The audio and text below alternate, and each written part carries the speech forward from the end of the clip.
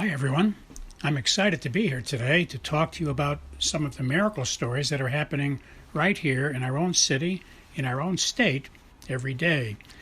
My name is Tony Kausha, and the title of our show is Tony's 50,000 Coincidence Miracles. Please note, this show is not about religion, and we're not trying to change anyone's religion, and we're not trying to get you to join any religion. It's just about miracle stories. I don't know of any religion on the planet that doesn't talk about miracles. That's why religions begin, because they have something that's telling them there's really a God. But we're not going to get into that. We're going to just talk about miracles and leave the decisions about all that up to you. So we don't care what religion you are. We just want to talk about miracles.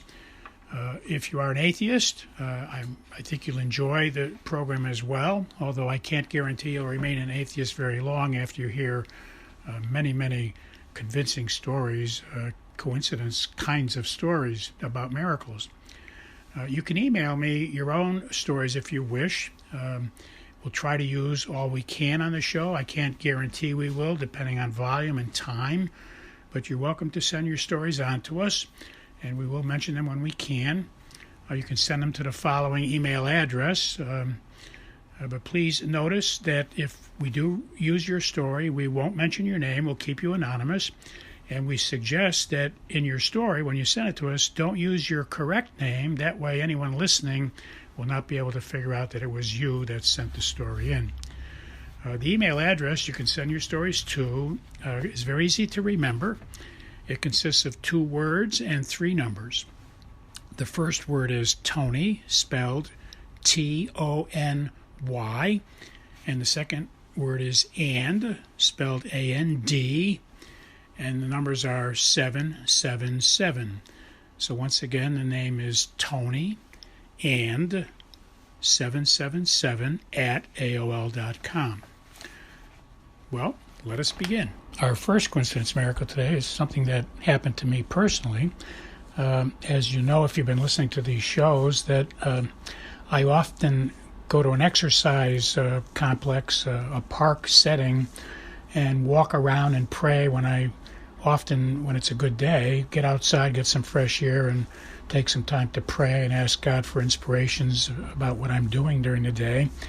And when I go to this particular place, for those of you who haven't heard prior shows, not every single time that I go, but many times over the last 5 years, when I feel like it's time to leave, that I've finished my prayer time, that depends on what I'm talking about and what I'm praying about during the day, for many projects, or if they're long projects, or they're just a couple of quick ones.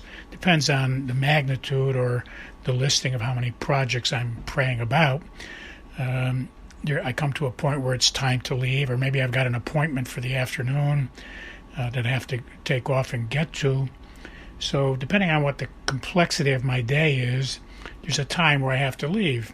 And over the last 5 years, and I've shared many times here for the last 3 years, when I get ready to leave the exercise complex, when I'm walking outside, very often an airplane will fly directly overhead, directly over my head, no matter where I'm walking.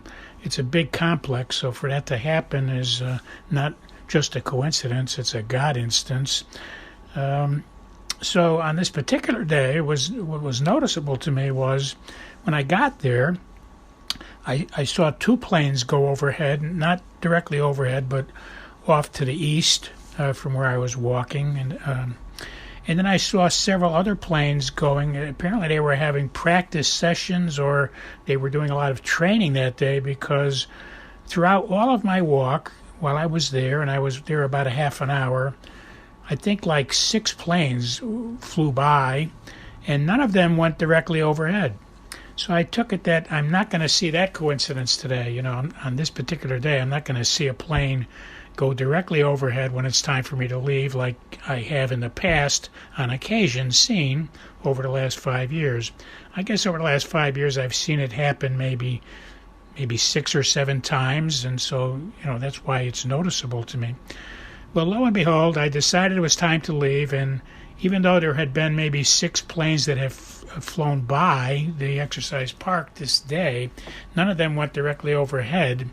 But at this moment, as I was leaving, as I was getting into my car now, I opened the door to the car, and I noticed a plane went directly over the top of my car.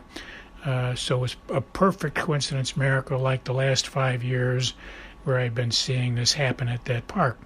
So I share with you, I know it's a bit elaborate, but if you look for the minutiae in your life, if you look for these tiny, very tiny coincidences that look like there's no real plan for them, why were there 6 or 7 planes flying around that day? And why did I notice the one going over my car as I was getting into my car? You know, it's a small instance, but when you add it all up for the last 5 years, it's an instance for me personally that I have seen 7 times in the last 5 years that a plane flies directly overhead. I mean, I look straight up and I'm looking at the bottom of the plane. So I hope you get something out of this. At least one thing, pay attention to the minutiae in your life, especially when you're taking quiet time to pray with God, because the minutiae that happens before and after and during the times you're talking to God, the minutiae that's happening quite often is God pulling strings to make the minutiae show up. Our next story is from someone who helps us realize that God really, really does talk to us, does listen to us, does send us signs. So we've had 158 shows or more at this point where we try to convince everybody that's true. But this upcoming story that I'm going to share with you proves that God does listen to your prayers and does respond to you. It's a person who was having a lot of anxiety for some projects they were working at for their company, and it was very important. It was very stressful. They were under time constraints. They had to get it done by a certain time.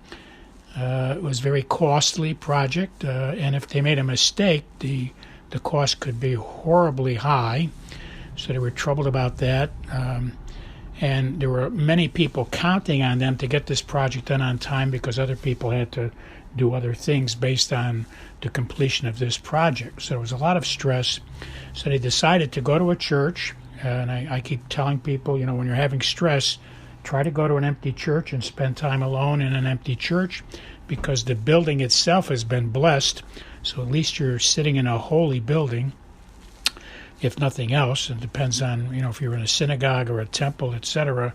There's even more reasons, because God has told us in the Bible that that's His house, and that His house is there specifically for people to come and talk to Him.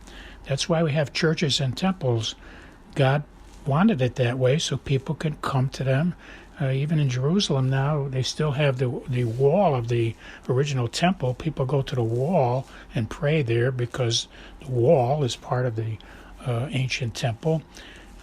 So anyway, if you get to a church building, you can rest assured you're in a holy place, and God often talks to people in history in a church.